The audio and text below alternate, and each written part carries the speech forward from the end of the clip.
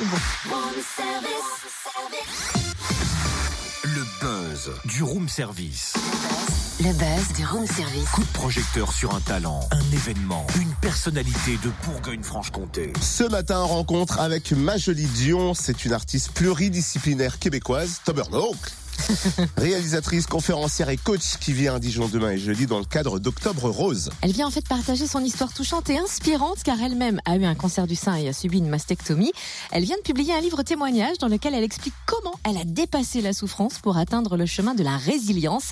Un livre très optimiste à mettre entre toutes les mains, baptisé Pressé ici, j'ai besoin d'être aimée. Bonjour Majolie. Bonjour à toi. Alors tu as déjà réalisé un superbe film documentaire sur ton histoire, alors pourquoi un livre maintenant ? D'une part parce que le livre est un complément en fait au documentaire. Le documentaire, c'est mon parcours complet avec la mastectomie, reconstruction des mamelons et tatouages et tout. À l'intérieur aussi, il y a des femmes qui font des témoignages.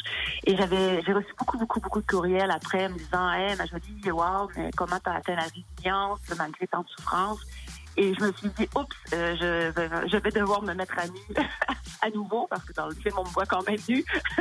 Et mettre mon âme à nu pour expliquer un peu mon parcours avant le cancer du sein, qui donne énormément d'outils et de courage aux femmes et familles.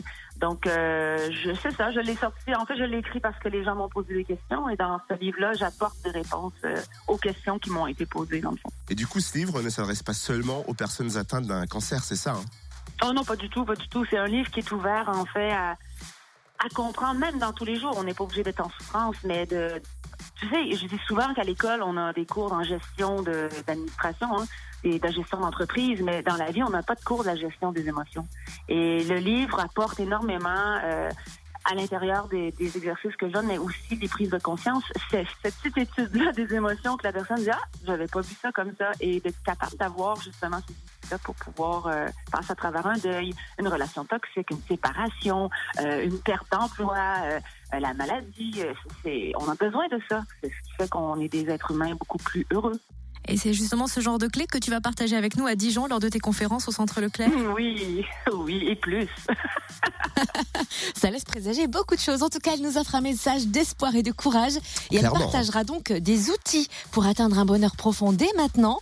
Alors pour les découvrir, rendez-vous notamment demain à 19h à la Brasserie des Loges à Dijon pour une rencontre dédicace. Ou jeudi à 18h30 au Centre Georges-François Leclerc pour la projection de son film qui sera suivi d'une conférence débat en présence de 3 médecins. Et plus d'infos sur la page Facebook du Room Service.